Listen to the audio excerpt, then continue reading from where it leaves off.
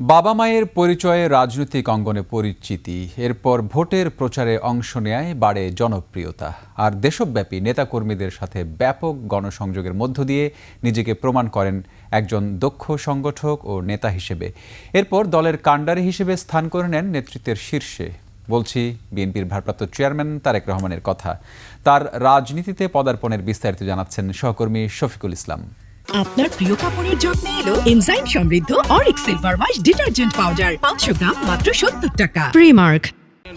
সকল নেতৃবৃন্দ হচ্ছেন বহুদলীয় গণতন্ত্রের অতন্দ্র প্রহরী।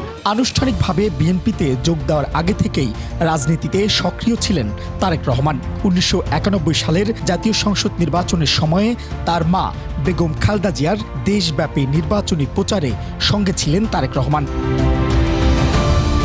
2001 সালের নির্বাচনেও তারেক রহমান বেগম জিয়ার প্রচারে অংশ নেন। তবে সেই কার্যক্রমের পাশাপাশি পৃথক পরিকল্পনায় দেশব্যাপী নির্বাচনী প্রচারণা চালান তিনি।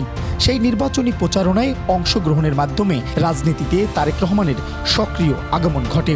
এরপর আনুষ্ঠানিকভাবে বিএনপির বগুড়া কমিটির সদস্য হিসেবে বিএনপিতে যোগ দেন তারেক রহমান।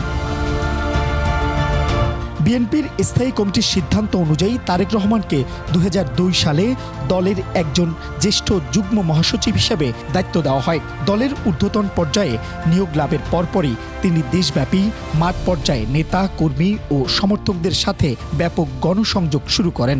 এর মাধ্যমে বাবা শহীদ রাষ্ট্রপতি জিয়াউর রহমান এবং 3 বারের প্রধানমন্ত্রী বেগম খালেদা জিয়ার সন্তানের পরিচয় থেকে বেরিয়ে এসে দলের একজন দক্ষ সংগঠক ও সক্রিয় নেতা হিসেবে পরিচিতি লাভ করেন তারেক রহমান।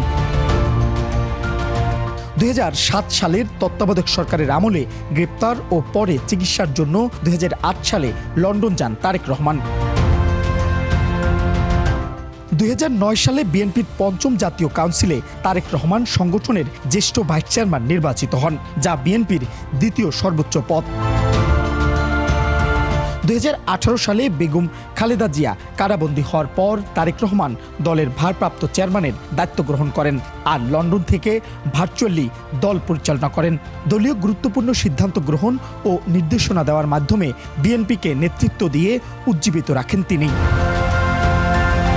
শফিকুল ইসলাম, 21 টেলিভিশন, ঢাকা।